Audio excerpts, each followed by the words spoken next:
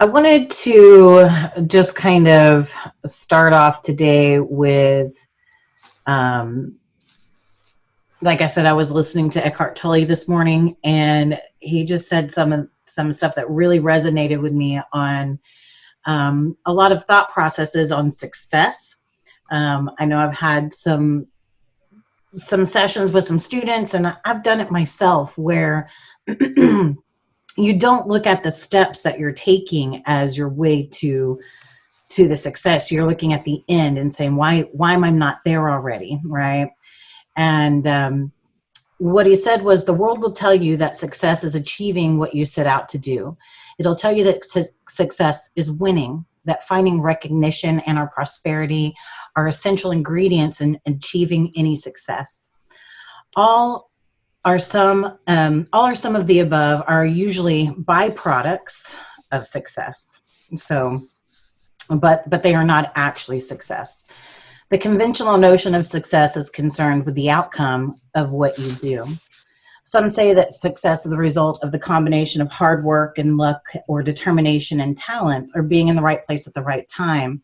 And while these may be determinants of success, they are not the essence. What the world doesn't tell you, because it doesn't know, is that you cannot become successful. You can only be successful. And it says, don't let a mad world tell you that success is anything other than a successful present moment. And what is that? There's a sense of quality in what you do, even the most simple actions. Quality implies care and attention which come with awareness. Quality requires your presence. And so that's really what I think about when I'm day trading. When my mind's not in it, when I am, checking my phone, or I'm thinking about the last trade I took, or I'm, thinking about an argument I had with my kid, or whatever it may be, or the fact that I didn't get up and work out when I told myself I was going to, or something to that nature. All that will get in the way of things. And then I'll make decisions in the market, and then I'll start to say, well, what's wrong with me? Because I didn't do this right. I'm not being successful. I'm not doing the things that I should do. But it's really that my mind is in so many other places that I'm not present in the moment and giving it the time and attention that it deserves. So it goes on a lot more, and I wrote out a lot more, but I'm not going to go through everything and read his whole chapter out to you. But it was just so on point about, it's about those steps, and that one step that you're taking right now, even if that means that you're taking a loss, that step is there for you to learn from it, instead of you to tear yourself down for it. So that's just what I wanted to start with. So that was kind of an eye-opener for me to see this morning. But I wanted to introduce David to y'all. David Rendall is a friend of mine. I actually met him, I want to say it was around 10 years ago, whenever I was working for another day trading company, and we were having a weekend seminar, and he came in to speak at that. And I really enjoyed listening to him back then, and he's grown quite a bit since then. And he even went on to work, were you working one-on-one with students, or working as a group with students? One-on-one in a group, yeah, in a group, kind of. Oh, okay. So he actually went on to help with the coaching process of a lot of day trading students in that company at that time. And I don't think I even realized that he went that far into it. So it was really cool to hear that. So whenever I asked him to come and speak with us, he was very willing, and I'm really appreciative to have you here. I'm excited to be here. Yay. But I will let you kind of take it over here for just for a little bit, and we'll go from there. All right, awesome. I'm going to share my screen here. Does everybody see that, Lindsay? Yep, I can see that. I see it. All right, All right, perfect. Yeah, so my name is David Rendall. Like she said, I'm talking to you today from Raleigh, North Carolina, just outside of Raleigh, North Carolina, where I've been locked in my home for the last 2 months. So it's good to be talking to people who are not in my family. So I'm excited to talk to you today. And like Lindsay said, this is about mindset, and this is a very different mindset than you hear from most people on two things. How do you get better? How do you help other people get better?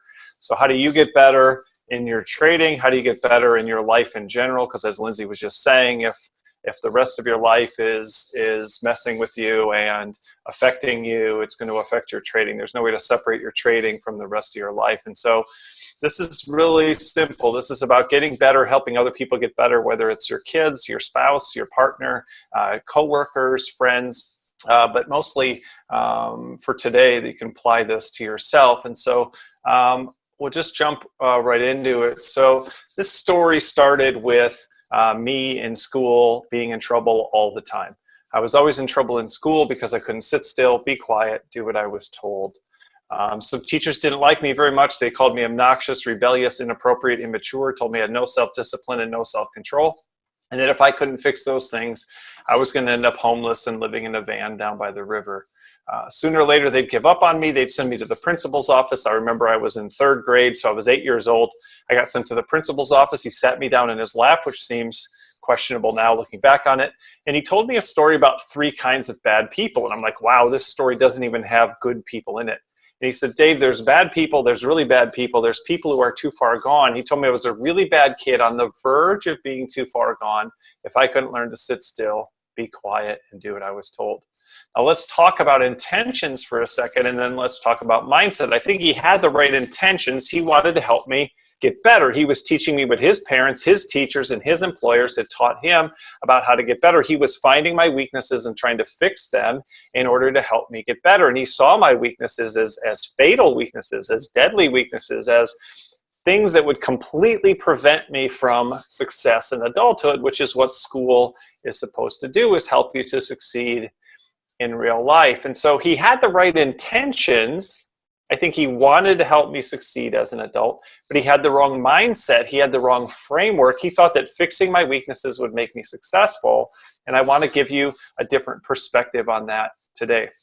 Ken Robinson says many highly talented, brilliant, creative people think they're not, because the thing they were good at school wasn't valued or was actually stigmatized. Now, it's not just school. Many highly talented, brilliant, creative people think they're not because the thing they were good at work wasn't valued or was actually stigmatized. All of us have probably worked in some kind of environment or other where we thought we were bringing our best to work, and yet all we got was negative feedback or criticism. And it's not just at work. Many highly talented, brilliant, creative people think they're not because the thing they were good at home wasn't valued or was actually stigmatized. At home, my parents called me Motor Mouth as a regular nickname to remind me constantly that I needed to learn to be quiet. And so let's break that down. Many highly talented, brilliant, creative people think they're not because the thing they were good at, their strength, wasn't valued, it was ignored or denied, or it was actually stigmatized. They were told that the best thing about them was the worst thing about them, that their biggest strength was actually a weakness. And I realized that that's exactly what happened to me, because my job is to be a professional speaker. I get paid to stand up, not to sit down.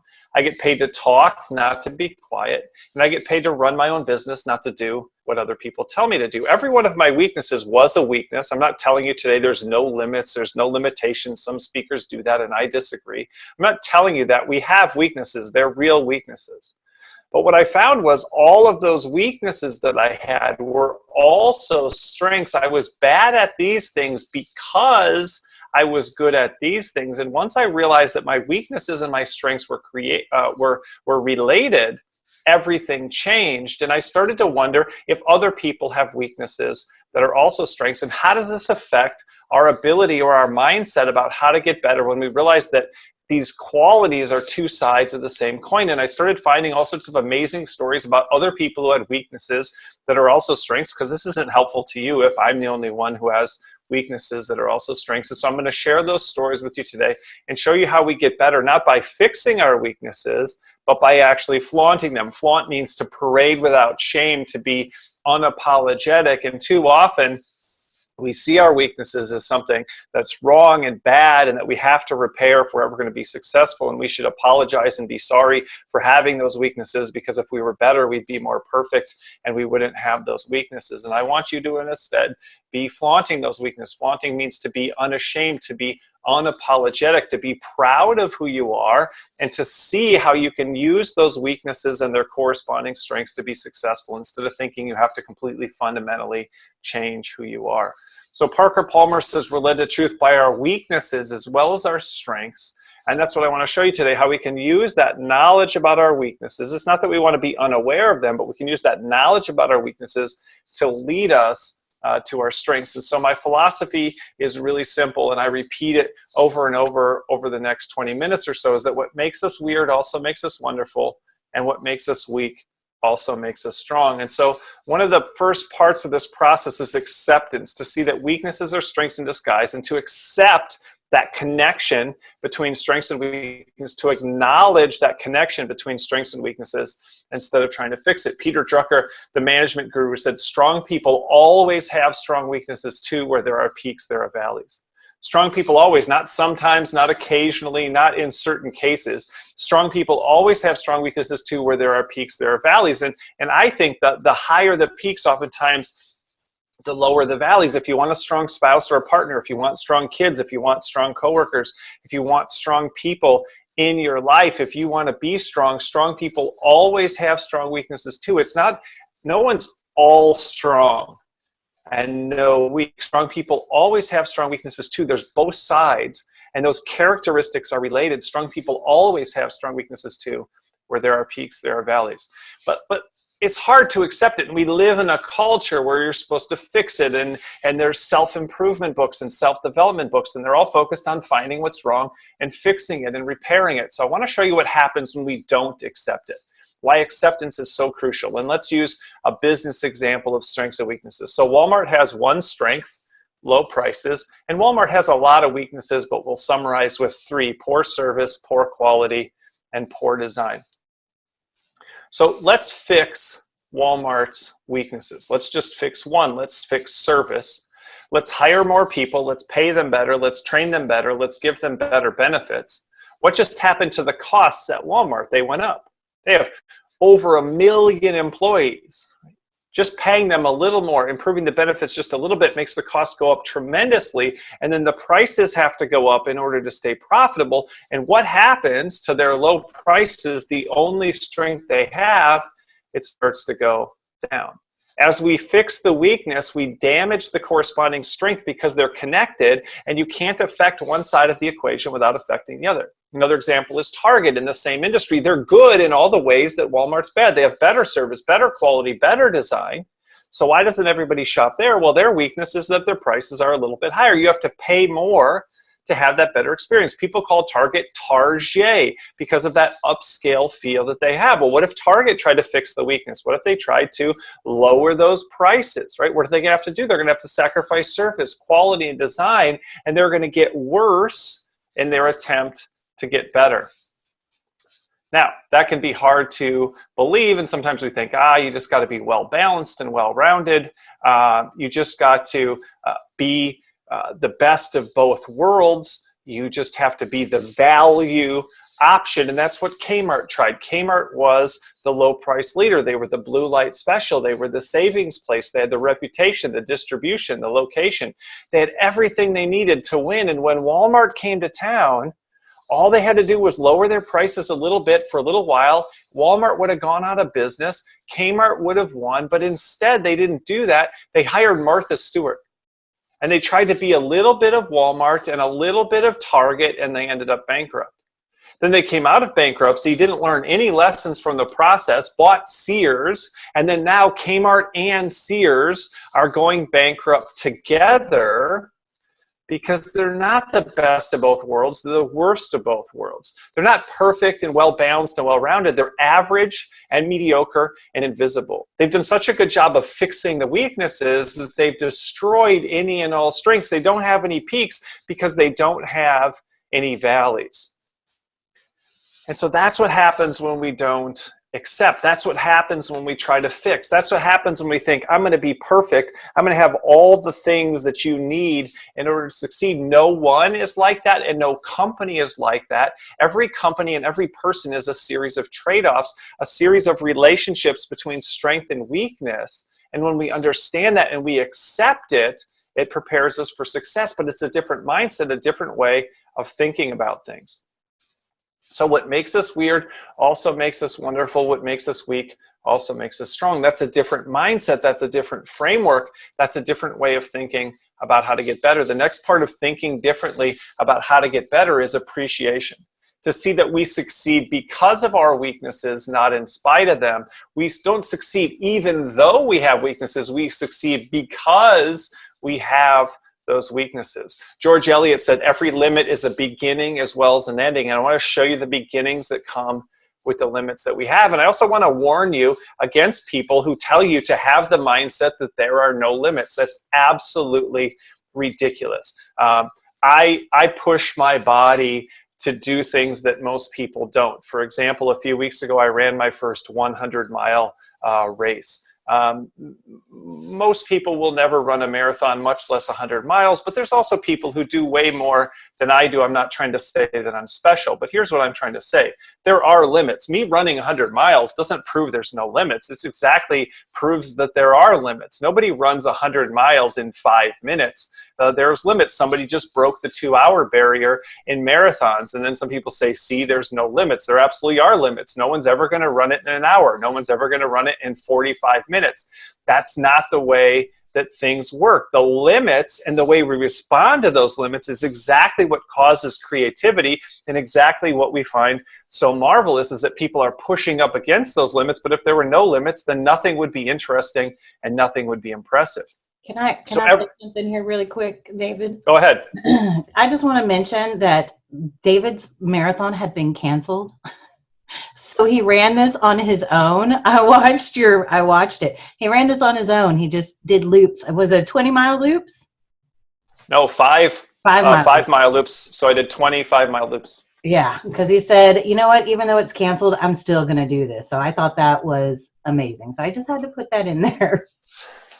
Thank you. And we'll come back to that as well. So every limit is a beginning as well as an ending. So I want to show you the beginnings that come with the limits that we have. We don't need to fight against those limits. We acknowledge those limits and we say, wait a second, that limit's a beginning as well as ending. The things I can't do, because there's plenty of things I can't do, are directly related to the things that I can do. And so one example of a limit is dyslexia. It means you struggle to read and struggle to write, which means you're going to struggle in school. And we've all been taught that if we struggle in school, we'll struggle in life. And that's where they were really surprised when they were studying millionaires in the United Kingdom and discovered that 50% of the millionaires in their study had dyslexia, even though only 10% of people in the general population have dyslexia. They were studying entrepreneurs in the United States and discovered that 35% of the entrepreneurs in their study had dyslexia, even though only 10% of people in the general population have dyslexia. Ingvar Kamprad is the billionaire founder of IKEA, and he had dyslexia. Richard Branson is the billionaire founder of the Virgin series of companies, and he has dyslexia. And what we've been taught to think is, yeah, Dave, these people overcame their dyslexia. They fought through that weakness, that barrier, that challenge, that limitation, and that's how they succeeded, and that's not what happened. They asked Richard Branson, how has dyslexia affected your success? And he said, strangely, I think my dyslexia has helped. Strangely, surprisingly, counterintuitively, I'm better because of my dyslexia, not in spite of it. What people are starting to realize, what scientists who study this are starting to realize, is that people with dyslexia don't have broken brains, they have different brains. And the same brain that causes them to struggle in school causes them to succeed in life at a higher level than most of the rest of us ever will.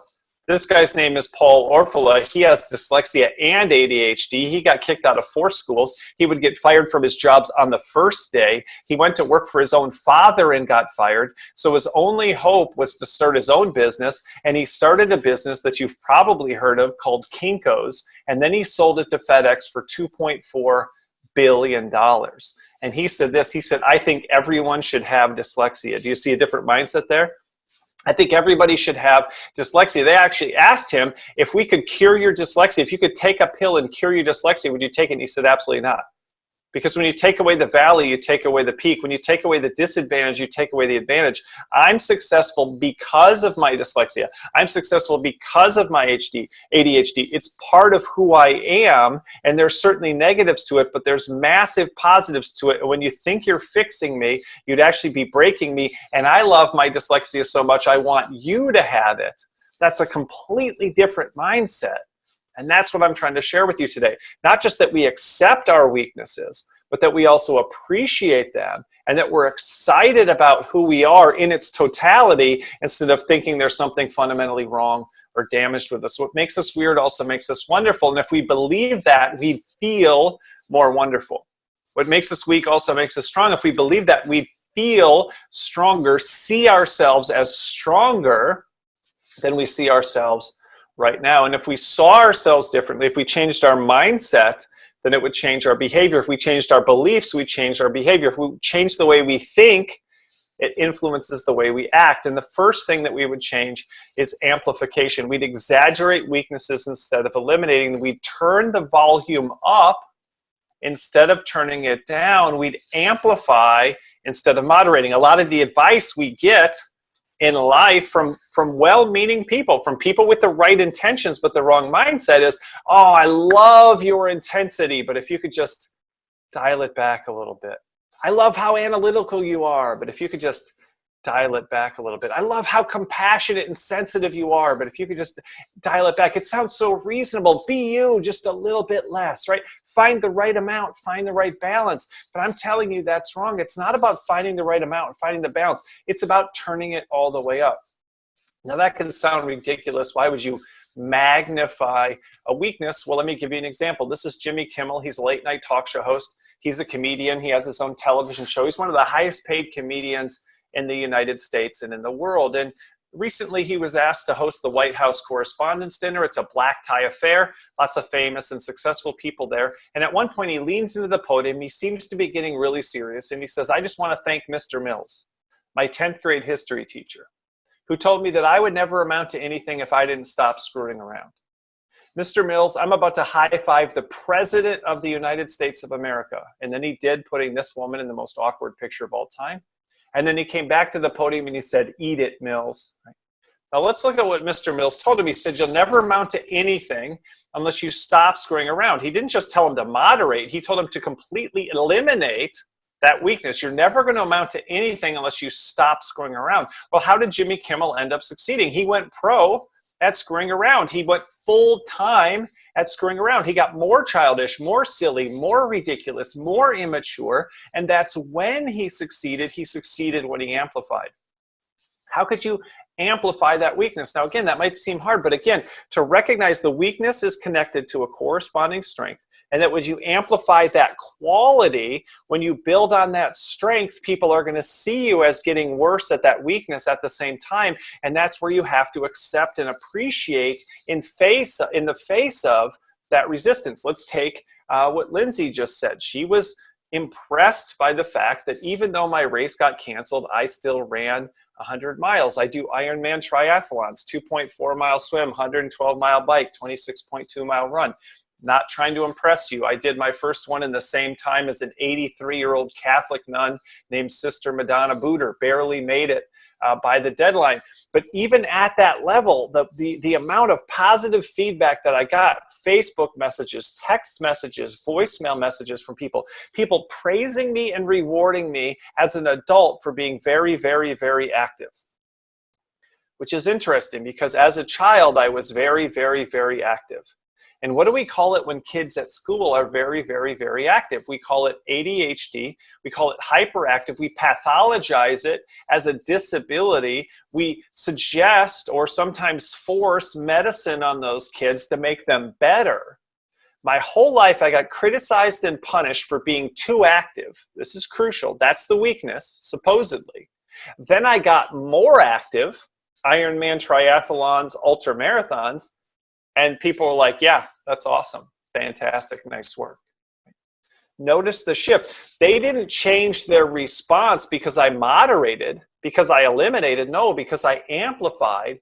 That quality that people told me I needed less of, I actually needed more of. I needed to dial up who I was, not dial it back. What makes us weird makes us wonderful. If we believed that, we thought differently, the behavior that would change is we'd get weirder, right?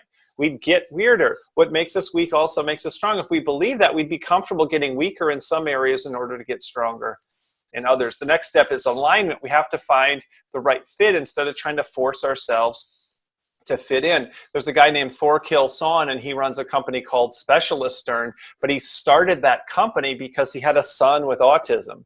And he noticed that 2 of the symptoms of autism are hyperfocus and doing the same thing over and over again. And 2 of the things that he needed from people at work in software testing was hyperfocus and doing the same thing over and over again. And he said, wait a second, my son doesn't have a disability. There's nothing necessarily wrong with him. In the right environment, all of his weaknesses are actually strengths. And he built a company called Specialist Stern, which means the specialists in Danish. And he only hires people with autism to do software testing because their disability becomes a competitive advantage in the right situation. You see, our weaknesses matter and our weaknesses are relevant, but our weaknesses don't just disappear. They're transformed into strengths based on the environment that we put ourselves in, the environment that we find ourselves in. And too often we're focused on self-development when what we need to be doing is look for situations that are the right fit for who we are, to make sure who we are matches where we are, to make sure that the person matches the place. Too often our struggles to fix weaknesses are because we're trying to force ourselves to succeed in the wrong spots instead of looking for environments where we're likely to succeed. A simple example of that is I'm 6'6". I would never be a successful jockey because I'm just too tall. It's not about mindset. It's not about effort. It's not about determination and persistence. That's the wrong place for someone like me. I played college basketball because I was poor and I needed a scholarship, and I was tall and I was hyperactive. I took advantage of the unique qualities that I had, and I found a situation that rewarded me for being myself. We shouldn't randomly choose goals that are good, or strategies that are good, or accomplishments or achievements that we hope to get that are good. We need to look for that match between who we are and where we are. That's when we find success, when we find alignment. And you'll know you found alignment when you're in an environment where people want more of who you are, where people are begging you to amplify. So how can you find the right fit? And if you can't find the right fit, how do you create the right fit? The next step is avoidance. To be the best at some things, we have to be the worst at other things. This guy's name is Matthias Schlitt. He's a great example of the 2 things we've talked about here, amplification and alignment. And one of the things we haven't yet, which is avoidance. His right arm, as you can see, is gigantic. It's 18 inches around. It's 3 times the size of his left arm because he was born with a genetic condition called KTS.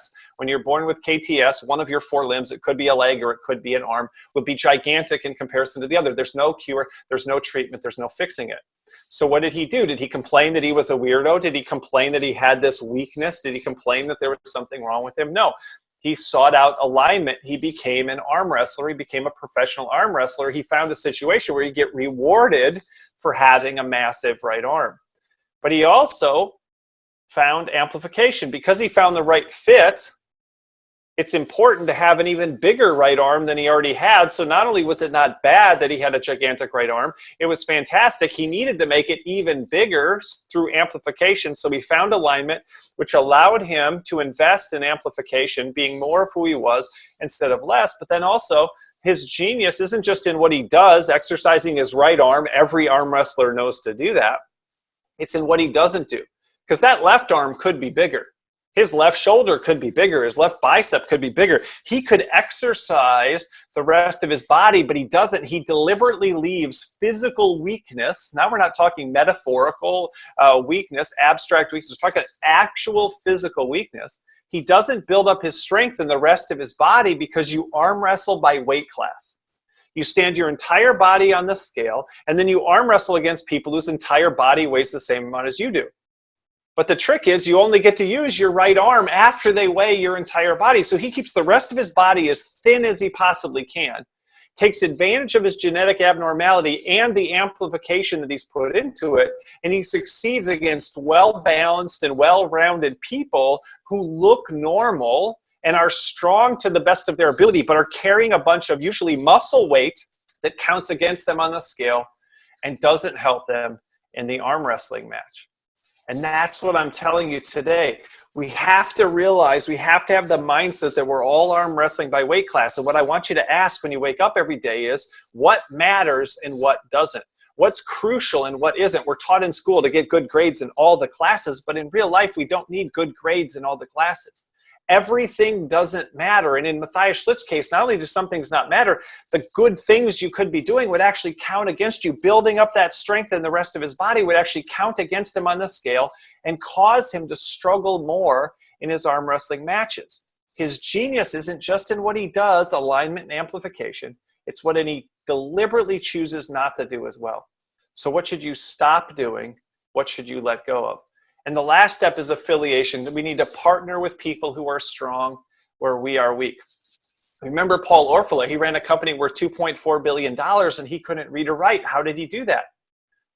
He just hired people who could. There's lots of people who can read and write, and he hired them to read and write for him. And one of the reasons we don't do that is because from age 5 to age 21, when we're in school, if we go all the way through to college, what do they call it if you hire people to do what you can't do? They call it cheating, right? They call it cheating. It's the most unethical, disqualifying, inappropriate action you can take in a school environment to falsify your knowledge.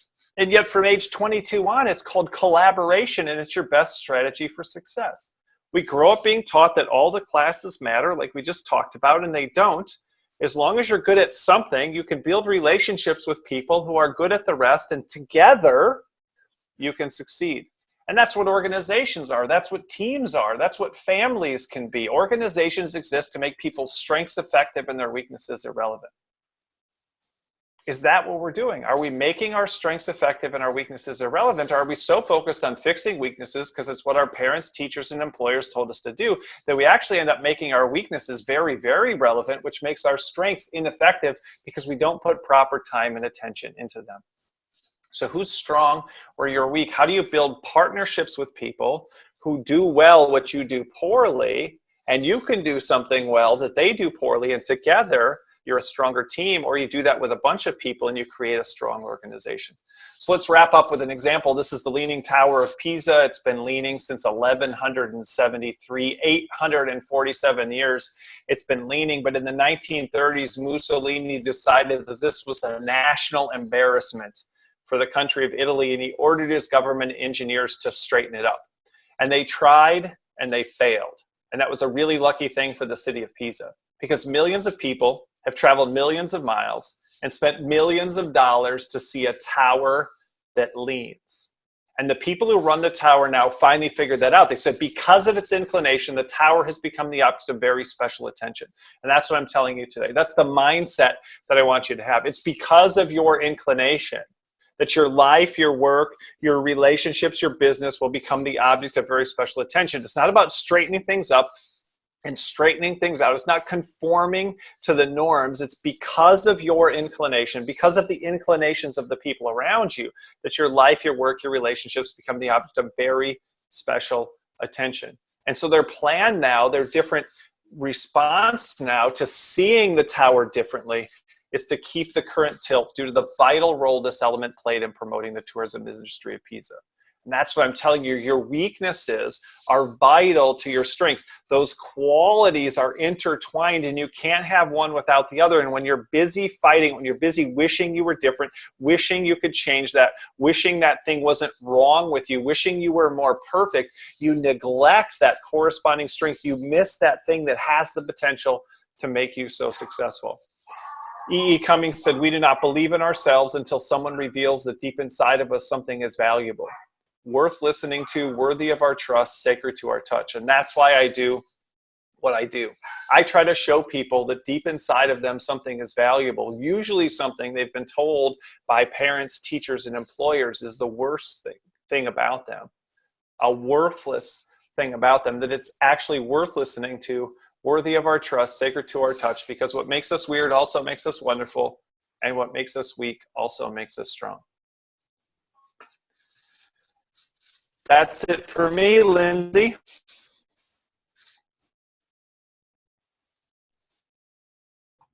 I was trying to find my unmute button. I'm That's fine. sorry. Thank you, David, so much. I really appreciate Yeah. that. A lot of takeaways from that for sure. Let me exit full screen here. There we go. Okay.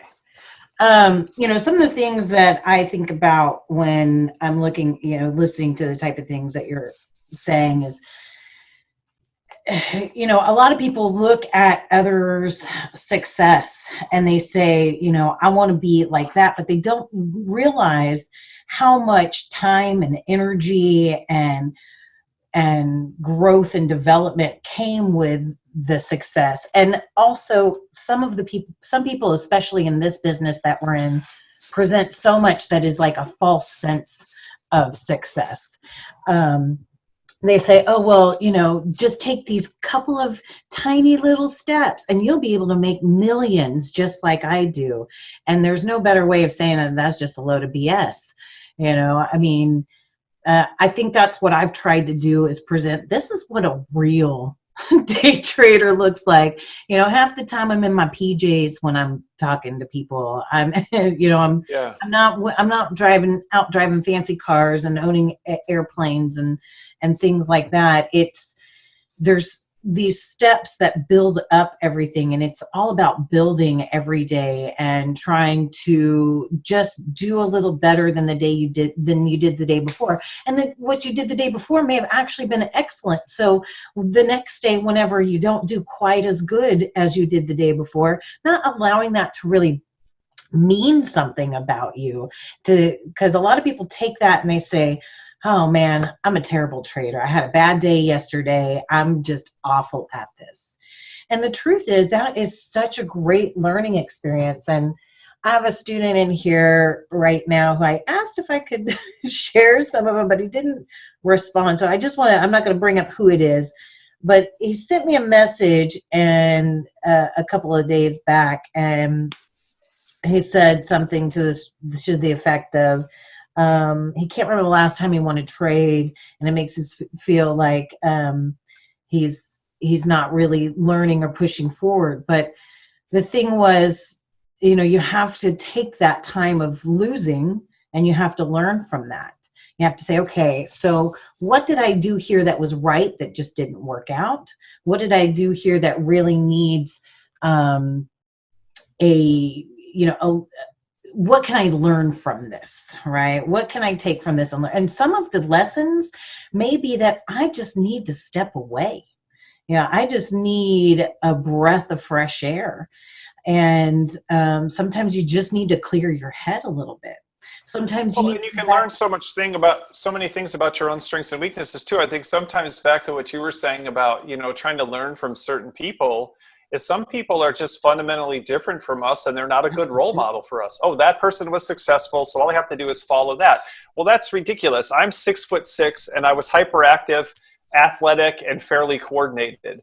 And if I walk around the country telling people, if you're not doing very well financially during your childhood and you want to get into college, you should probably just get good at basketball and get a scholarship, just like I did. If I could do it, anybody can do it. No, I was 6'6". I was coordinated. I was naturally athletic, and I loved playing basketball. I loved doing those things. So sometimes we choose role models and say, I want what that person has, but the process isn't going to be fulfilling to us. We're not going to have the same set of strengths and weaknesses, but also within the trading. That's another area to think about. What are your unique strengths and weaknesses? Are you a person who can make big bets without panicking, or are you fairly conservative? There's nothing good or bad about either one of those things. You can make money by winning a bunch of little trades over time or winning a few big ones, but you have to be comfortable losing. If somebody comes in and goes, you got to have balls and you got to go for it and you got to, no, you don't. You absolutely do not. But if that's you, great. Follow a person like that or follow strategies like that. But don't feel like I can't succeed because I'm not like that, or there's something wrong with this other approach to things. And so I think that's what we have to do, is even within an environment, I think part of the question is, should I be doing this at all? Should I be self-employed? Should I be doing this? Do I have the analytical skills? Do I have the ability to work on my own? Would I rather be in a team? Would I rather be at a company? Would I rather have do I have the motivation? Sometimes people don't, and that's fine. Put yourself in environments that make you successful, but even within this particular environment, what is your unique trading style going to be? And can you be comfortable with that? Or are you going to constantly feel, to your point, like, oh, well, that guy's doing it, or even this person in my own group is doing it, or I read this book by so-and-so who's doing it differently. None of that is relevant. Who you are matters the most. And saying, given who I am, what's my best strategy in order to succeed in this environment, if indeed I belong in this environment at all? And so you're right, having the wrong role models, reading the wrong books, feeling like you should be like someone who you aren't like, and like there's one right way to do it. Again, you can make money in day trading by winning a little bit every single day, or by winning huge every once in a while and just losing not so huge on the other days. That there's different strategies to succeed in life.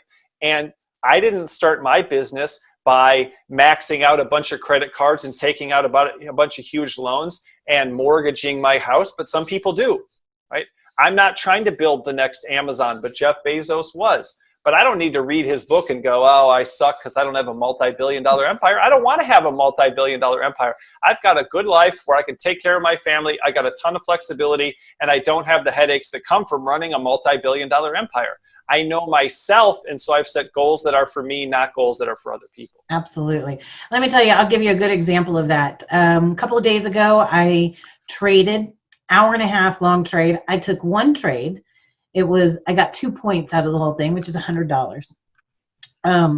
And it was more, I was proud of myself because I knew I was distracted. I was thinking about taking trades in the opposite direction that weren't right. And I let it go, and I watched it for an hour and a half and just said, you know what, forget this. So then I do my usual, I post all of my stuff. And what happens at that point is people start to reply in the manner of, well, you only did 2 points. That's like, what did he say? Something like running over nickels with a steamroller or something like that. And I was like, and he said something the matter, well, I made 1,500 or some crazy number that day. And I said, good for you. I'm very glad that, and I will tell y'all, there was a moment where my head went, God, what a loser. I only made 2 points and this dude made $1,500, There was that moment. But then I have to look at that at a whole picture and say, this person may have made $1,500 today, but what did he lose along the way to get there? This person may have made $1,500 today, but why did he feel he had to he really was trying to say, well, why would you even post this? You had 2 points. And it's like, I work at being consistent. So whether I make money or I don't, if I don't put it out there, I'm not putting out my authentic self, and I'm not putting out there saying, this is what it's really like. And that's the opposite of acceptance, is comparing ourselves to other people and then feeling inadequate. I did an Ironman last year in Canada that I couldn't complete the year before because I broke my foot the day before the race. I was at the race, broke my foot the day before, couldn't complete the race, and fought for a year to get back from that injury. And I made the decision that the safest thing to do was to walk the marathon at the end of the Ironman. And if I walked fast enough, I'd be able to cross the finish line. That was my only goal, cross the finish line. I couldn't cross the year before, and you get 17 hours to do it. And I crossed the finish line with like 25 minutes to spare. Wow. And I finished 2,000th out of 2,200 people. I was one of the last people, along with the senior citizens and the disabled, to cross the finish line. And I couldn't have been happier. There wasn't a single moment where, but again, that comes back to knowing, what are your goals? Mm-hmm. My goal was to cross the finish line. I didn't get anything if I break my foot again at mile 17 because I wanted to beat that person. That person's not going to get in front of me. I'm better than that person. None of that kind of stuff matters. And that goes back to knowing who you are and what your goals are, and having a good match between those two things. And when you do, other people's stuff is literally irrelevant. what somebody else made yesterday, what somebody else did on their trade, somebody else's strategy, someone else's perspective, literally irrelevant if you know who you are, what you're trying to accomplish. Your question is, how do I make progress towards what I'm trying to do? Not how do I get distracted by, oh, maybe I should be doing more with that person. Maybe I should do more. Then you end up getting nowhere because you're constantly bouncing around. Yep. You can't, if you're going to play poker, you have to have a system. If you're going to play blackjack, you have to have a system. Even if you have a bad system, if you execute it consistently, you're at least going to see some kind of consistent results and know if you're making progress. But if you're changing the system every single day, you'll never figure out it. You'll never learn anything, and you'll never be able to get better. And so I think it's really crucial. Sometimes we get stuck in comparing ourselves to other people when, again, if we know who we are and we know what our goals are, all that other stuff is really irrelevant. Oh, I agree. And, I have plenty of students who do way better than I do as a trader. They come out with stuff because they have a willingness, they have less fear at times. I'll see a trade and I'll talk about it and I'll say, I see it. I just can't put myself in it. And I let it go because it's something I'm not comfortable with. That's not for you. Yeah. Yeah. But what we do here at Responsible Day Trading is we do teach people to flow with the market. So I may be looking for a short trade and Jason may be looking for a long trade, and we're both correct. It's just a matter of how far that trade is meant to go. It's a matter of, am I trading the run or the retracement? Am I waiting for the divergence to push me back down? And I know a lot of people are in that same boat, that you see that, and then what their next skill is learning how far that should go, and then paying attention to the signs of when it says it's time to get out instead of holding. Because a lot of times when students, or myself included, when I hold a trade, it's because I want to be right about where I set my target. My target's there, it's got to go there. And so when I recognize those things in the middle of a trade, I'm like, oh, wait a second. That's not right. I need to get out of this. It's time. I pay attention. It's not what I want to happen. It's what is happening right now. Yeah. So, yeah. So speaking of having your own goals, today I'm doing a thing I found online that I thought was cool. This guy did 1 mile an hour. He ran a marathon going 1 mile an hour. He started by running 3.2 miles in the first hour, and then working on some projects until the beginning of the next hour. And then for every hour, for 23 hours after that, he ran 1 mile and then did other projects along the way in between times. His name is Bill So you're Miles. saying like he'd run for however long it took him to get there, then he'd do something else? For a mile, like 10 minutes, 12 minutes. And then like sometimes he lives out in the country and his block was 1 mile. He'd plant a tree, he'd pick up some trash. He came home, he started working on a table. He made some soup, he made some bread. Yes. So my daughter and I are doing that today. So we did our 3.2 miles at 8. And then we did 1 mile at 9, 1 mile at 10, 1 mile at 11. I did my mile early. I'm on Eastern time. I did my mile early, so I'd be ready for this. We've made breakfast. We've made some eggs and bacon. I finished a book I was reading. I did leaf blowing outside to clean off the porches. We picked up trash in the neighborhood. And so I've got to take off because I got to get in another mile here. You do what you need to do. I appreciate it. Great to meet you all. Thank you very much. It's wonderful having you here. Thank you. Thank you. All right. Talk to you later. Bye. Thank you. All right, bye. Bye.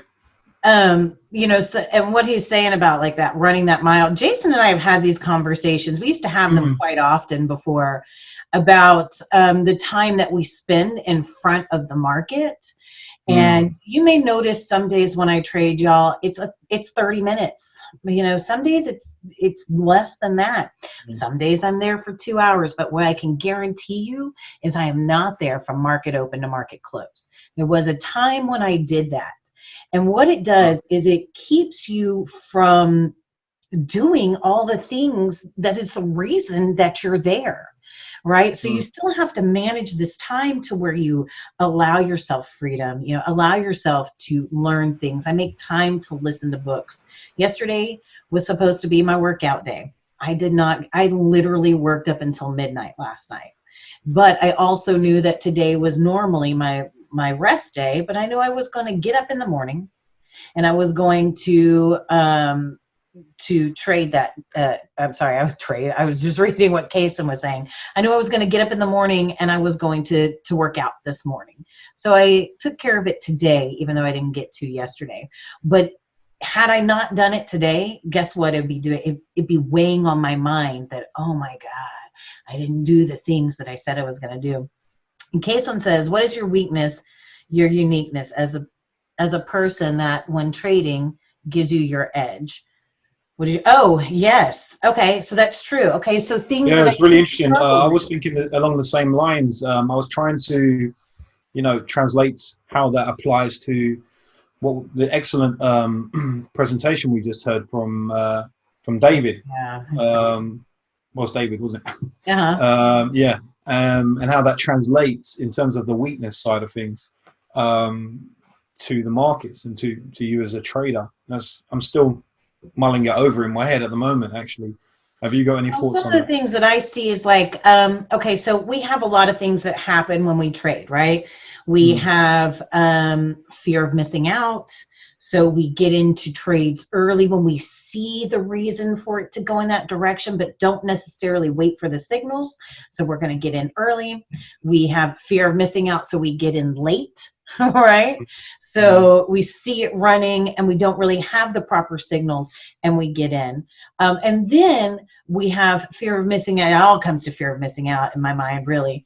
The next part is, and it's that revenge trading whenever things haven't worked out. So you're like, you know what, I'm gonna make you do it. I'm just gonna press that button, and you press it and you press it, and one of these has to work out, right? And it just doesn't, right? yeah. Because it's not the right thing to do at that time. You're just trying to force these things to happen.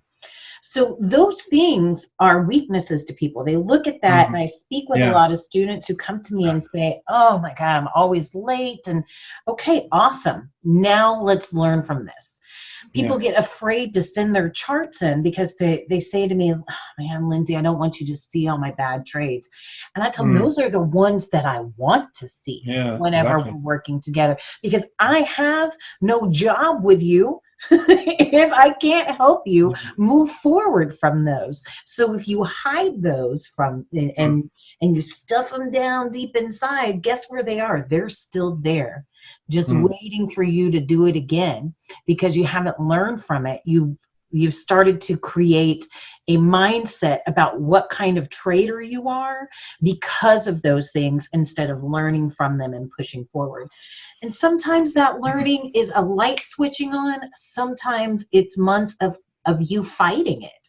mm, And that fight, sometimes when you finally make that crossover, then you're all of a sudden like, this is my jam. When I first learned divergences for the company that I worked with, I'm sorry, MacD's, they were like, well, divergences are the hardest thing for people to understand. They just don't get it. I decided that was going to become my specialty. mm. And it has been ever since. 15 years Yeah. later, I those. guess in answer to Kason's question, a great example could be tied in with how you described your trading approach, in the fact that you see yourself sometimes in the light of a weakness, the fact that you are very picky about your trades, and you might hesitate or let a trade go by, and that, what some people would call a weakness, is actually your strength, right? And Yeah. that's what gives you your edge. So there's a very good example right there, I think, of from your perspective. Oh, yeah. Well, and I can't tell you how many times people, like I said, were the gentleman who said, oh, well, I made blah, blah, blah points today, right? I'm not Mm, bitter about that at all. I can hear it in my voice. I'm definitely still bitter about him yeah. saying that. But, what happens with things like that is it makes you say, oh, man, well, I should have been in those trades. Shoulda, Mm, coulda, woulda, right? There yeah. is no trade that you should be in unless you're in it. Okay, Mm, there's no money left on the table. There is no missing out. It just is not the trade. That it wasn't a trade for you. mm. Look for the next one. As long as you're still thinking about the ones I missed out on or the ones I should have been in on, you're not ready for the next ones that come. Mm. Yeah, I think in terms of my personal journey, I started out as I would, classify myself as a much more aggressive trader and an over trader for sure. Yeah, yes, you were a little bit of an overtrader. I was someone who would sit in front of the screen for 8 hours All straight day and not even long. drink a glass of water, right? Yep. And that was a weakness. But then now I can see where I gained some strength from that, because I don't trade like that anymore. So I learned from that experience, You right? realize I, that's I not what grew and you want. developed, yeah. Yeah. And I learned the hard way. And some people learn, easier than I do. But I learned the hard way through just sheer pain that this is not going to work for me. And, and it helped me in the journey of growing and developing and adjusting my approach to trading. Had I not experienced that, maybe I'll be a different trader. Yeah. So we definitely learn by our mistakes. And it reminded me actually of that blog that I wrote about giving yourself permission to make mistakes, and that we grow stronger every time we fail. Every time we have a losing trade, as long as we approach it the right way, we should be growing stronger from it. As Yeah. long as we're I, self-reflecting and analyzing. there are times, and yeah, I have a weird sense of thinking about things sometimes. So I'm just, I think about like abusive relationships, right? And people who keep going back to that abusive relationships. And I'm sorry for anybody who may have been in one. It's that, and that can be the same type of thing that happens with the market, right? You have this abusive relationship with the market where you're beating yourself up as you're going through it, and you keep allowing it to happen until one day you stand up and say, this is not the way I want to live. I'm not going to do this anymore. Yeah. And you separate yourself from that, but that doesn't keep you from having relationships, right? Because and I mean, just with anybody, right? Sometimes it makes people shy away and they never want to have relationships with people again. That makes them think something about them, and it's not them. It's the environment that they put themselves in. So the same thing kind of happens with trading, that you can put yourself in that very negative environment just mentally, and you will beat yourself up as you're going along. And I can't tell you how many conversations I have with students or people who will come to me and say, God, I'm so stupid. I can't believe I did this. This is the dumbest thing. Yeah. And I know I've had that conversation with you too, Jason, where I said, stop. We don't talk to ourselves that way. I remember that. Not how we talk to ourselves as traders. I blew several accounts, and I could remember laying on the bedroom floor, staring up at the ceiling and beating up on myself for several months after that. And it's very toxic, it's all part of the growth and development of a trader. It's not what you expect when you start out in this business. Yeah. And I really do. I have tried. It's okay. I know I'm a woman in this business, and it's a little bit different because it's mostly men, and I have no problem with men, but I have a little bit of a more of a sensitive side, I guess you could say. So I look at everybody like when they come in and they start working with me, I'm a honey, let me help you. Let's, type thing. I think of it more as like the way I talk to my children. I know that they are going to be adults someday. So at one point I stopped talking to them like children and realized that they're going to spend a lot more of their life as adults than they are as children. So the same thing happens when traders come into me. I really want to spend all my time and effort with them as much as possible.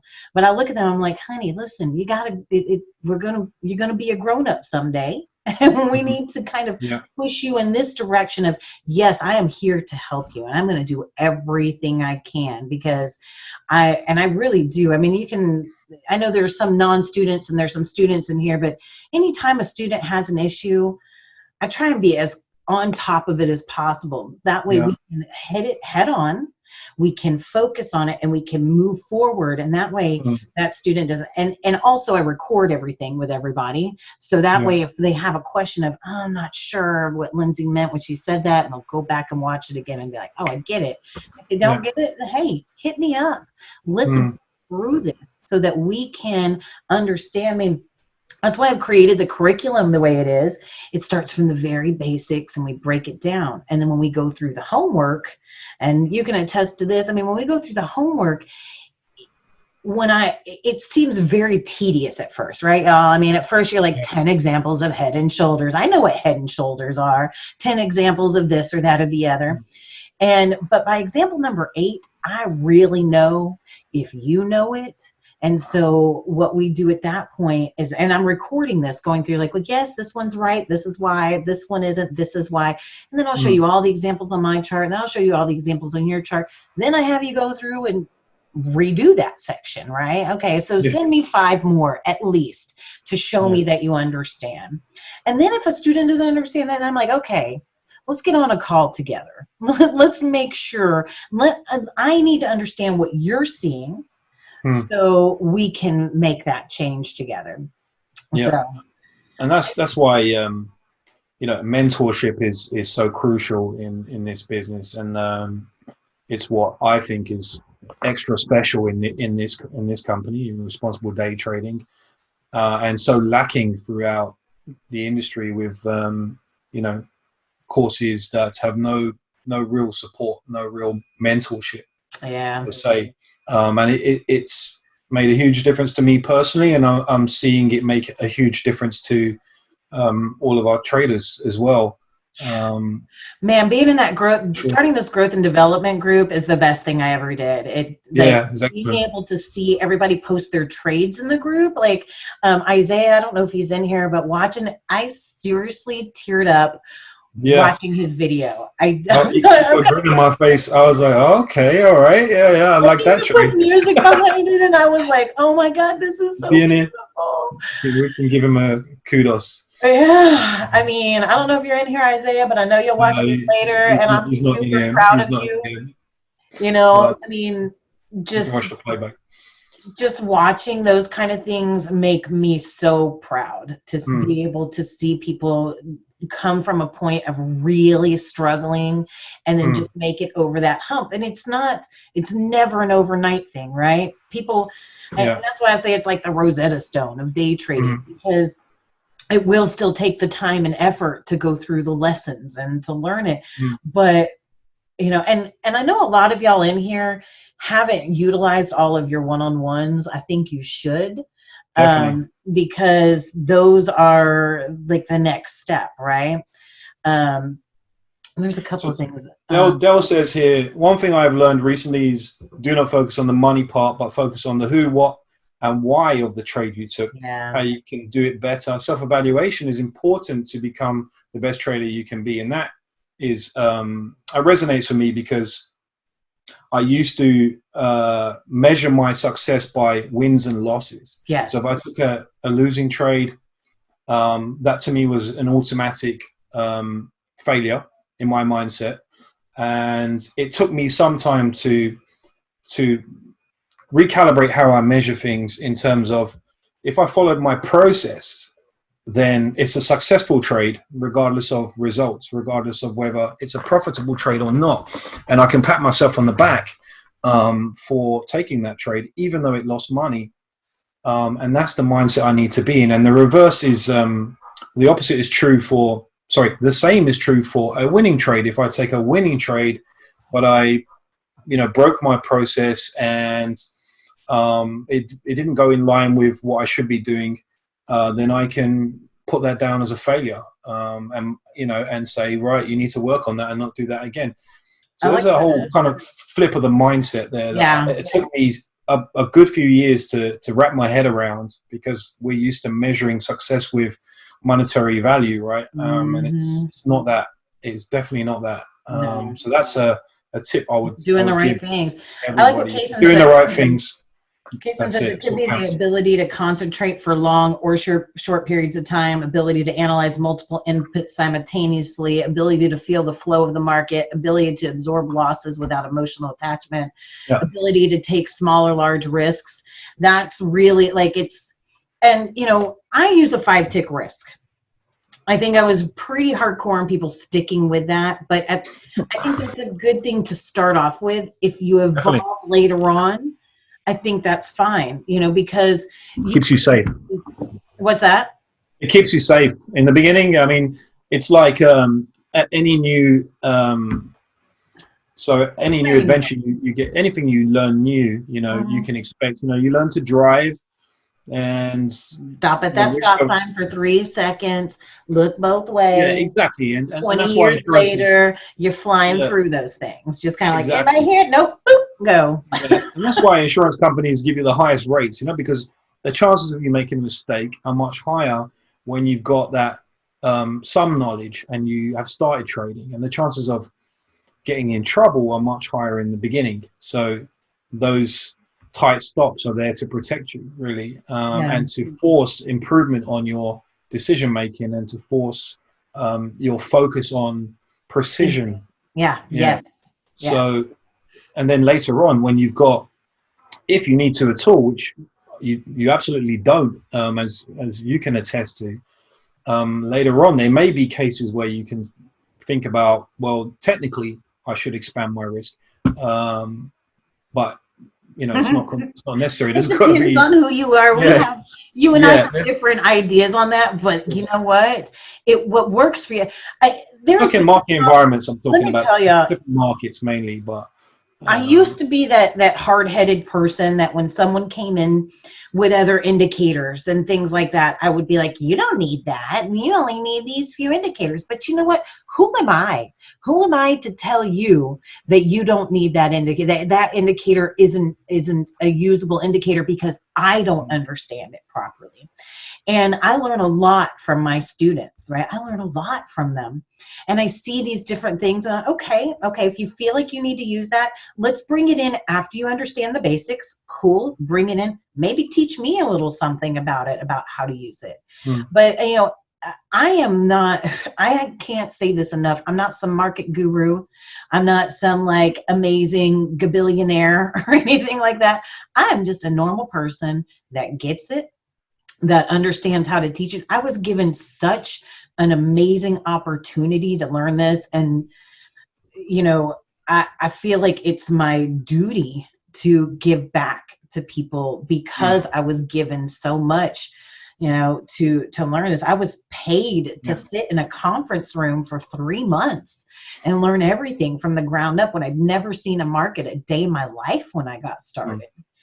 And most people, that's a pretty unique opportunity in this, for sure, right?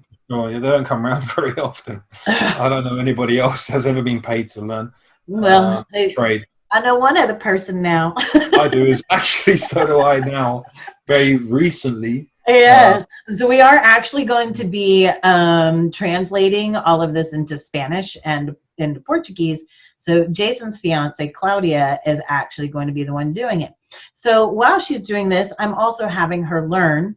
So I think it's the best thing for her to do, because a lot of y'all know that I do take on scholarship students. There's a couple of y'all in here right now.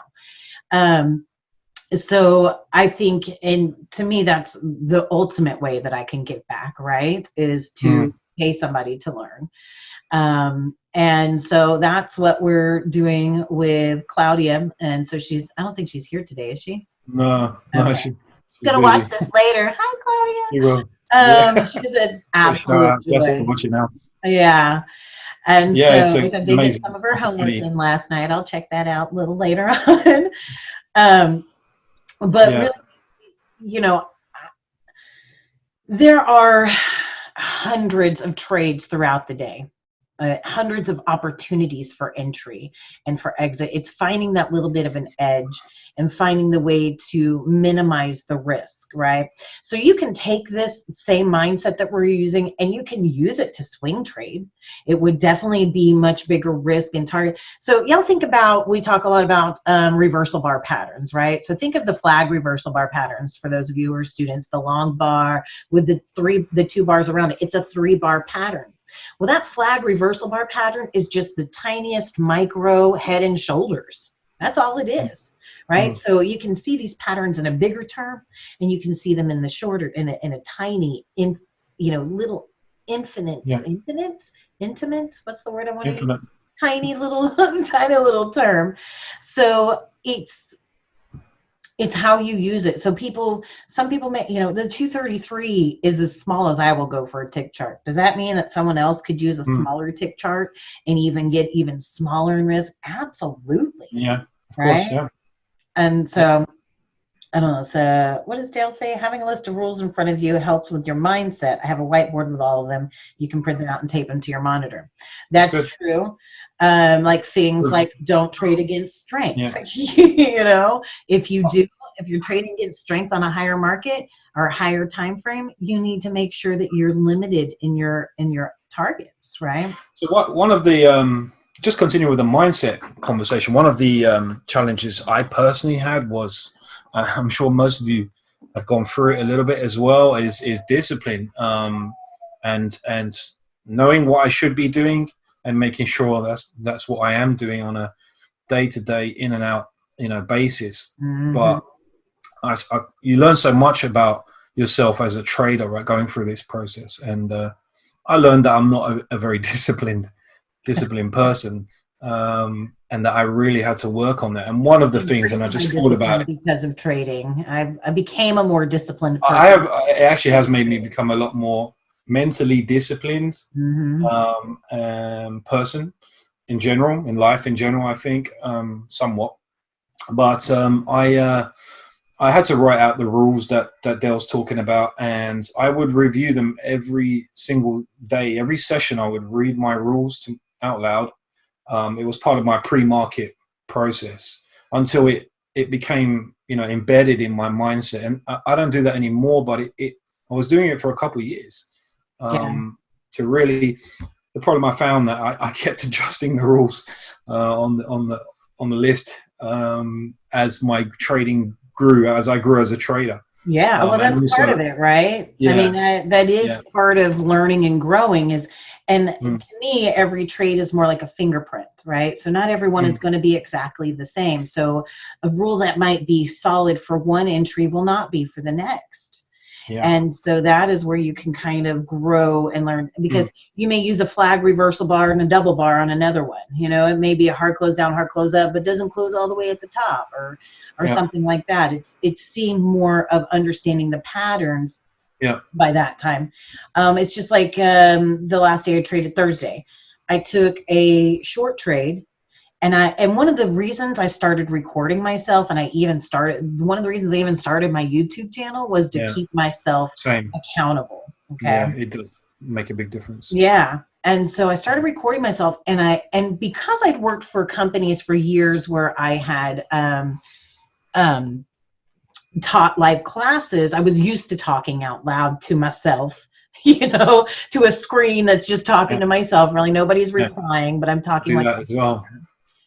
But that opens up my mind, and it reminds me of things. So the other day, I'm like, there's no reason to take a short trade. There's nothing happening here. Boom, I took a short trade. Why? Because I got distracted. I took a phone call. The kid walked in, and then I looked and I saw my smallest chart, which is always going to give you signals. Your small chart is going to give you a ton of signals. I saw my small chart. No problems. It's the tiniest of the signal. And as I entered that trade and I saw it, I was like, hold on a second. I just told myself not to take a short trade.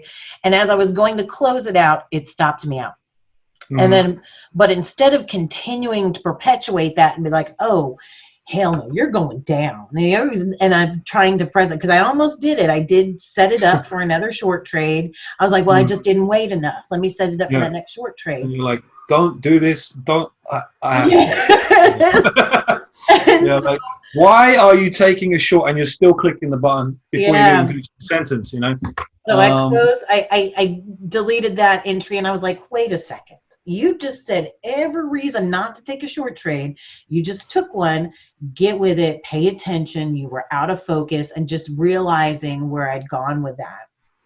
I think you can become some sort of junkie, when it comes to trading in this business. I think, and in reality, you do get an endorphin hit in the trade, and it becomes like this. I don't know if there's some sort of subconscious going on there that you want to be in the trade just to get that endorphin hit of being in the action, even though it's the wrong thing to do. And it's sort of finding that way to manage that. That is a challenge for a lot of people, and it's a continual challenge. It never goes away. It's just how well you manage it, you know. The that reading that I was listening to from Eckhart Tolle this morning, he actually leans into that a little bit. It says, unless you're present, you lose yourself in whatever you do. So what he says, well, you lose yourself in thinking as well as your reactions to what happened externally.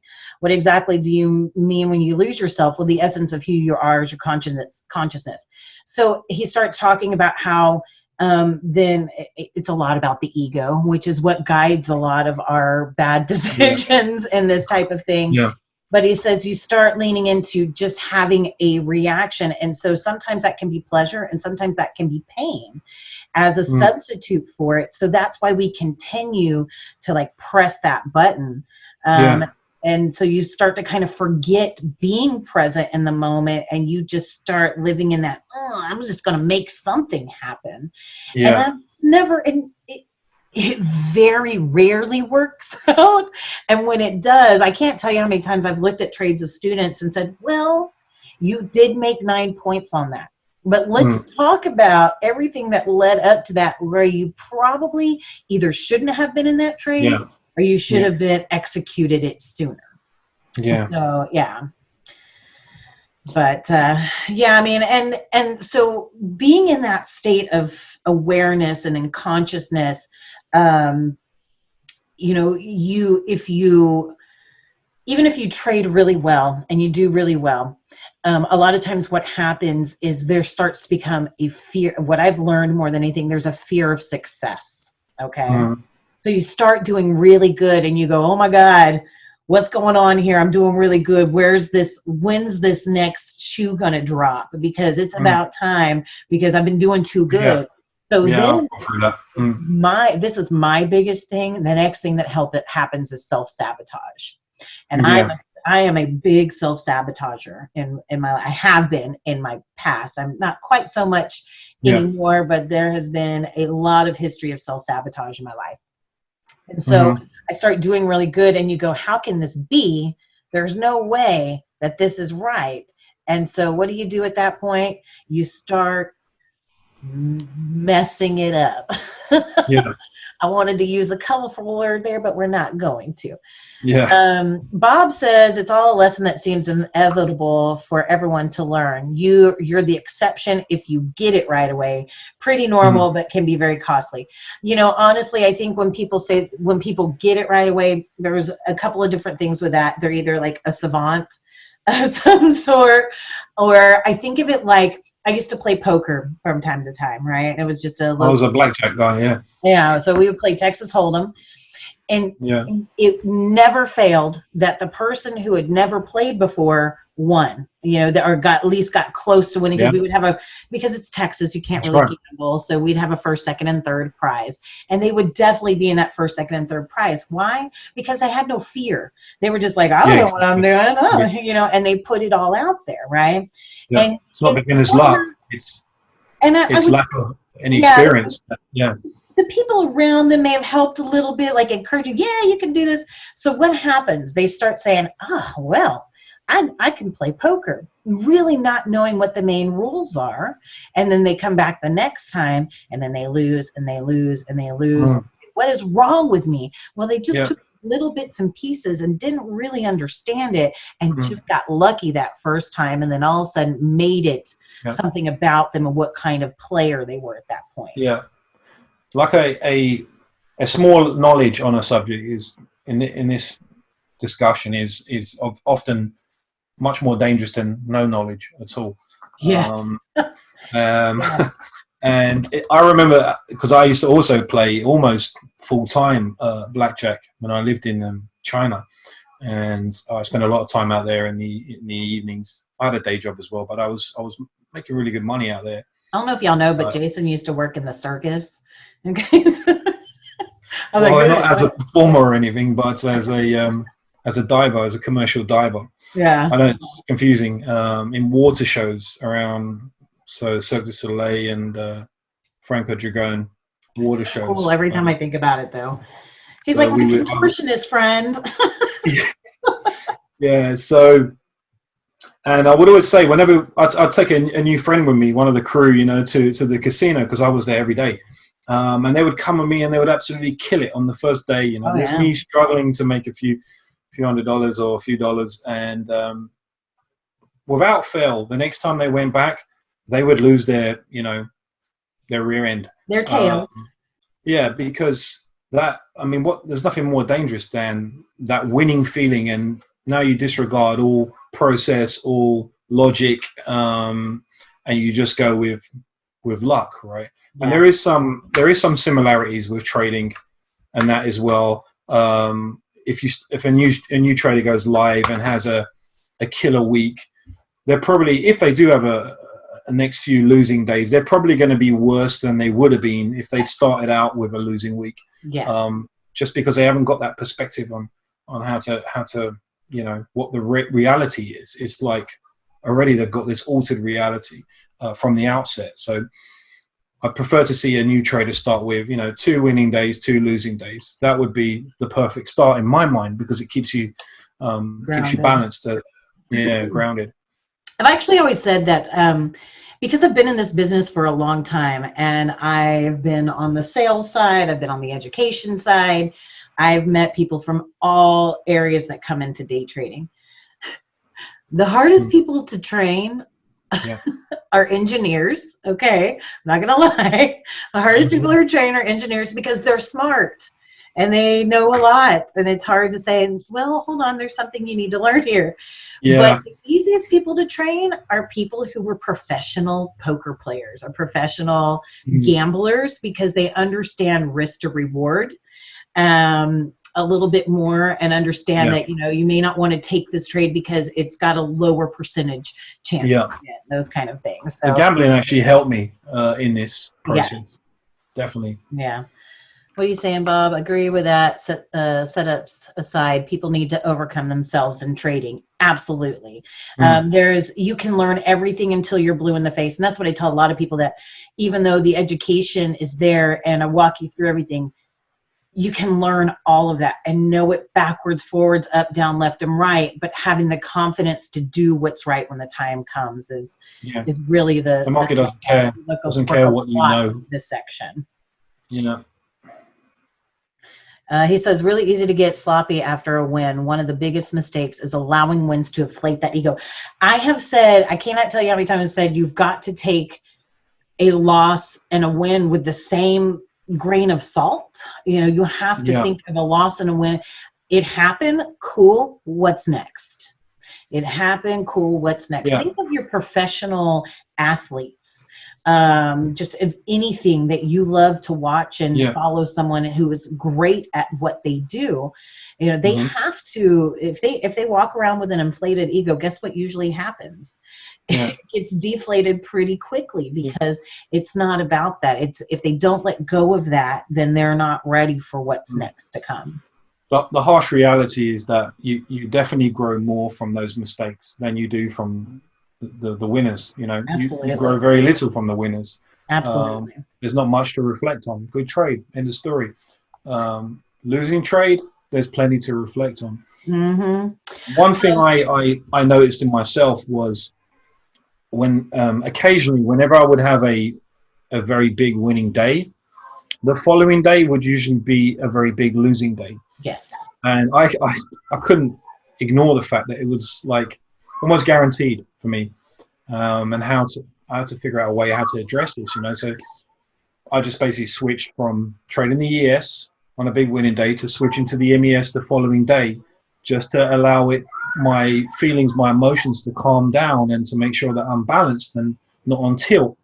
And before the following day, going back to the ES. And I was employing this for a while. So I had to do that for a long time, to be extra careful the following day after a winning day. And I think across the trading world, you'll find that's the case with a lot of traders. They'll tell you it's always, the issue the next day. Something to keep in mind. Well, and some things that I have done, just personally, to overcome those kind of things, meditation is one of them. Yeah, I'm not much of a meditator, but I'm sure it helps a lot. Yeah. So there's now Now, a lot of people say, you know, I can't meditate, I have issues, you know, it's because it's not necessarily having a complete quiet mind. That's not No. what meditation is. Sometimes it is. Sometimes it's focusing on things. Sometimes it's digging deep. Sometimes it's just simple relaxation. Sometimes it's relaxation to the point where you fall asleep because that's really what your body needed. I've done that several times. And then there's guided meditations. There's sleep meditations. There's ones where you'll just sit in silence. My favorite app that I use is called Insight Timer. So that has over 15,000 meditations on it, y'all. And it has, like, if you wanted to do a Buddhist meditation, or if you wanted to do, I mean, it's got all kinds of genres and everything like that. I actually paid for it because I thought it was worth it. I thought they deserved my money, really, at that point. So I was like, I'm going to pay for this thing. And I do. I use it daily. This right here, my vision board, you know, this is my first vision board I ever created. I'll probably be creating more. I do, you know, I look for different quotes, and I'll try and change my quote once a week over here. I have dived off into tons of different books that just helps me to understand me. I mean, I'm 43 years old, and I feel like it wasn't until my mid-30s that I even started on that journey to understand me, which made a huge change in everything I did. Because you have to know what kind of person you are to know what to work on. Like, if you don't even recognize that you're angry all the time and it just feels normal, then it's hard to change that and shift that. And everything we do in our daily lives will flow over into our trading. If we're impatient, that's going to show up. If we're angry, that's going to show up. If we're hesitant, that's going to show up. All of that will show up in your trading. So it's extremely important to be able to guide yourself and understand yourself a little bit better, you know, and things like that. One tip I can give, a sort of actionable tip to people that this resonates with, is to sort of do a self-check before you trade. Yes. And also throughout the trading session. So I even started out with, you know, in order to train my mind into this, I started out with an alarm clock setting every 30 minutes, and it would just pop up on my screen in my chart saying, how was your emotions? Oh, that's nice. I like that. So I don't use it so much because now I've kind of trained myself to do it. But in the beginning, it took that. Pre-market, I would do an emotions check and just general well-being check to make sure I've eaten breakfast, I've had that cup of coffee, I've had enough sleep, I feel well, I'm not distracted. And that's before I even open up my charts. And then again, throughout the session, at least once or twice. And that helped a lot. That really helped me because people don't realize the impact that has on you, how you're feeling, and, you know, in general is going to reflect on your trading performance. Oh yeah. And a little tip for you guys there, try that out. It's very easy to be as real as possible in my trades, or when I'm recording and I'm talking to y'all about that, because I do feel like I'm talking directly to y'all. Right? Like, y'all, I am frustrated. I've noticed when I'm starting to get frustrated, I feel almost this vibration on the inside of my body that just, like, everything is out of line and out of alignment, you know. And I'm saying to myself, I'm starting to realize that my blood's boiling and that I'm just like, ugh. And I'm like, if I keep doing this is going to come out my trading. And I may not say it that way sometimes to people, like, God, I really feel like I could just, like, I mean, I said it the other day, I'm like, I just want to punch something right now. And that's not normally me these days. Maybe back in the past it was, but it's not normally me these days. So I have to recognize when that's coming out, and I have to take a breath and be like, it's time. I got to call it. And sometimes I'll be like, I'll step away. Maybe I'll come back. I almost never come back to it. When I say, let me step away for an hour or two or come back, very rarely I do from time to time. Got a good one here. I wouldn't mind touching on this actually, because I've just been going through this with somebody else. So what rules would you recommend? So John, what rules would you recommend for people to keep with them? Then my take on this, it might be a little bit Hold different. on really quick. What do you mean people to keep with them?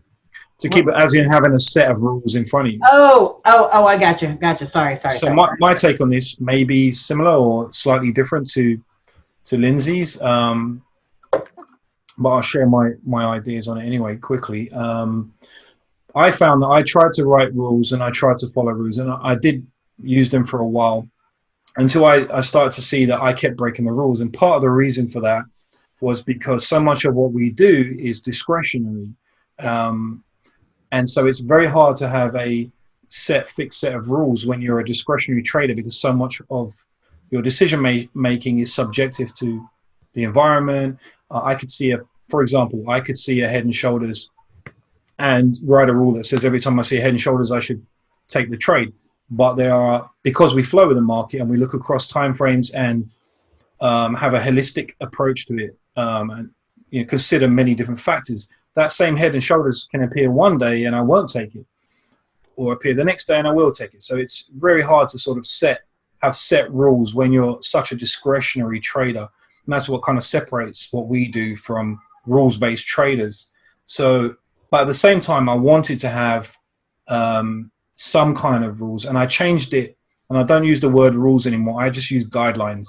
So I have guidelines, and guidelines that say, generally speaking, I want to see this, this, and this happen. And generally speaking, I shouldn't trade if I see this, this, and this. So, a little bit more relaxed than a fixed rules-based trading approach. That's my take on it anyway. And that's how I sort of come to terms with that. I should have rules, because you hear that throughout the trading world, that you follow your rules. When the rule says trade. It doesn't work for discretionary traders, in my opinion. I struggled with that when I started the course of how do I set up these rules for people. And then I decided that my best bet was to teach you everything you needed to know about why the indicators do it and the price do what they do, and how those react to one another. That how when you pull really far away from the EMAs, the natural thing that's going to happen is it's going to snap back to it. But we have to see reasons for it to snap back, not just to expect because it's so far away that boom, it's going to pull back to it.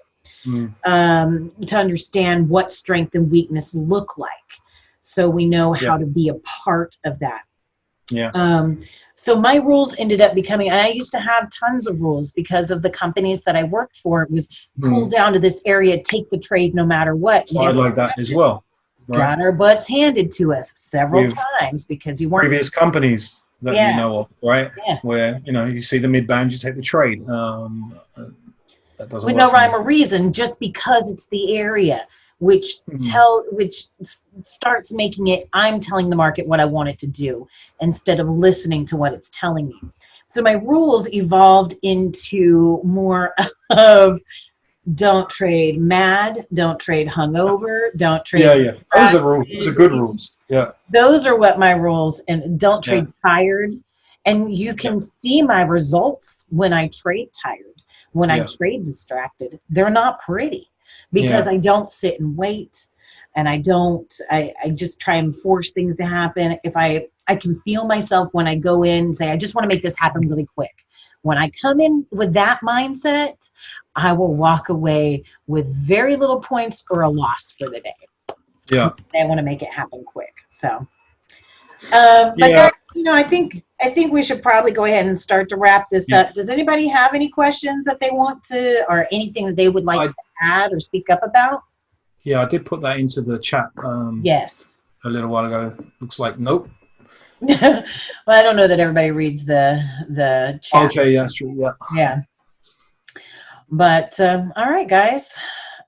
Jason, you have anything else you'd like to add to kind of round it off? It's been really good, and a really good webinar. And I think it's a really super important subject, much more than most people realize. Yes. And that we should find other ways to have similar webinars where we can really work on mindset. Yes, absolutely. That first class that we had, the first two classes were just going through the curriculum, right? So those are in there if you want to do a quick breakdown of those. And then I think mindset was like the natural next step. Our following classes are going to be where we're going to talk about different trade opportunities in the bigger picture and in the smaller picture that happened throughout the week. Yep. Jason and I are going to be breaking those down. And then what we're going to do after that is if students want to bring their charts to class and go over questions over certain trades, how to manage certain things that are happening, it's going to be about what you need at that point and how we can help you. Obviously, we can't go through everybody's questions in 2 hours. So Jason and I'll probably do the first hour, second hour will be questions. I would like for people to send those in if possible, so we can make sure we know what we're covering and how many questions we have, and if there's open time after. Yeah. Definitely. Got a couple of questions here. Do you want to answer? So from Derek, on average, how long does ES day traders take to become consistent based on your experience? That's such a hard question to answer because it is going to depend on the person. It's going to depend on their personal situation because some people have all day to work on, especially right now. How much time and effort they put into it. Yeah. Like Lynn, when she started working with me, she had all day to go through it. So within a couple of months, she was through all the curriculum and was ready to trade. But then the drop happened right then. And I said, just wait till it slows down. Some people are a few months, some people are a few years. It depends on how hard it is for them to let go of, I use the word ego and people think, well, I'm not egotistic, but it's that ego's way more than just an attitude, it's those things that you hold on to that tell you that you're not good enough and those type of things. So letting go of those things.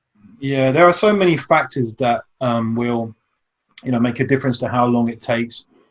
We've talked about this before, but I think we see better results with brand new traders that are not unlearning bad habits, because that's always probably goes across all fields of expertise. Like when you're unlearning bad habits, it probably takes a bit longer than it does if you're complete, noob or green to the markets, because then you can be shaped and developed in the way you should be. Yeah, absolutely. It depends the quality of your education, obviously, but you're getting a great education here, and also how much meaningful practice you put into it. Yes. How much meaningful sim trading, for example, and that you're not wasting time. You're actually doing something productive. All things that I struggled with in the past. Absolutely. Okay, so Daniel, do you still have? This is a good question. Yes. Do you still experience self-doubt in your trading ability following a bad run? Well, you never have. 2 words. Hell yes. Okay. I haven't. I do. I mean, because I'll even like I said the other day when I only made 2 points, and this guy's going, "Well, I made $1,500 or what?" I don't remember what. Yeah. Honestly, I don't remember how much because I blurted out my mind. But then you go to yourself like, "What? Well, what's wrong with me?" But yes, absolutely. But it's a matter of how long I allow that to take over. Sometimes I allow that to take over for a few seconds. Sometimes I allow it to take over for a few days. It just depends on my own situation of what I'm going to allow. One thing that sort of helped me understand the realistic expectations of a trader going through this business for several years, full-time trading or even part-time trading, is that an equity curve, if you look at the equity curve of all markets, it's never straight up like that. There's always, just like the markets, runs and retracements, dips, sideways movement. That same market action completely reflects my equity, my account. And that's what you should be expecting. You should not be expecting a straight up equity move in your account. It's going to go down sometimes. It's going to go sideways sometimes. And that's realistic. Well, that's even what David said, the valleys and the peaks. We're going to have the valleys and the peaks. Exactly. Yeah. Kaysen, by the way, I did mention you to him the other day, and he knew exactly who you were and what company he was working with that. So he thought that was pretty awesome that someone he knew was going to be in here, because Kaysen's actually worked with David before, which I thought was cool. Derek, thank you very much. I don't know if you see during this stuff, my parents actually brought in some roses for me for Mother's Day. So there's a lot going on over there. That's it. Yeah, okay. Well, I guess that's going to wrap it up a little bit early than usual. But guys, I love doing stuff like this. I would like to do more. I may even talk to David about working with us down the line to kind of work one-on-one with students if necessary, just like he's done in the past with in a group session probably, but having some more definitely having more mindset opportunities for us to learn and grow together. So right, if I can afford it, I would take him up on that. Definitely. I can only see I can only see the benefits, really. I got you. We'll take care of this. All right, guys. Thank you, Daniel, Basim, Stephanie. Thank you. Happy Mother's Day to all you mothers out there too. But y'all, I'm a pretty easy person to get in touch with. So if you need to talk about things, if you need if you need to set up those one-on-ones, we have those there for a reason. I know a lot of people don't utilize them. Some people utilize the heck out of them, and I think it's wonderful. Yeah. Actually, there's someone in here that I know I've probably given more sessions than we had on the list. Yeah. I don't mind. It's the squeaky wheel gets the grease, in my opinion. So yeah. If you have a one-on-one and you're not using it, then give it to me. I'll use it. I'll take it. There you go. I'll do a one-on-one with Lindsay. Yeah, no problem. No, you should be using it, guys. I mean, have a wonderful weekend. I hope your wife is well. All right, guys. I can tell you, almost guaranteed, after every one-on-one I would have, going back a few years, for the next week I would have amazing trading week. All right, things would just rapidly improve because my mindset. Sometimes you get off track a bit, and you need someone to put you back on track, and you don't even realize it. You're just continuing down this approach where you're slightly off track, and it can just be a small thing. Lindsay can really help you with that. So I would utilize that if you've got it. Yeah, definitely. We'll set those up. I mean, and Jason actually will be doing some one-on-ones before too long. He's going to be helping out run these classes. He's going to be helping out with some homework. I know that a lot of you are turning in your trades on the growth and development group, and he's going through those, and I really appreciate that.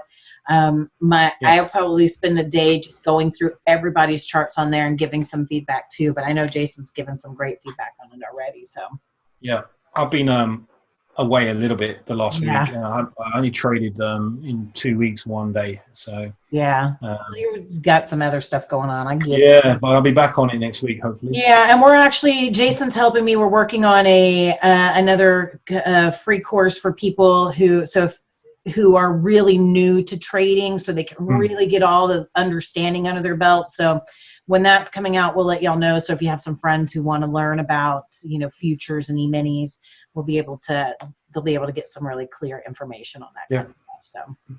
So if you have any good ideas, send them in, guys. We'd like to. And also, I have a few people in here who are also now over at YouProfit Trader, which I think is super awesome. So honestly, y'all, that's the next step in the mindset thing, because people start wondering, well, I'm learning, I've taken the course, I paid for education. How do I fund my account? And so that's like the next step to be able to help people fund their accounts, to take that next step of fear and like, how am I going to do this off their It does give you that added sense of reality, that sort of half step before live trading, for sure. Absolutely. But you have to approach it in the right way. Okay.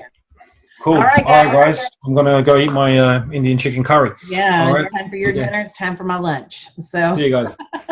All right, guys. Have a great day, and I'll see y'all next week. And as always, we look forward to catching you on the profitable side. See you, everybody. Bye, y'all. Bye.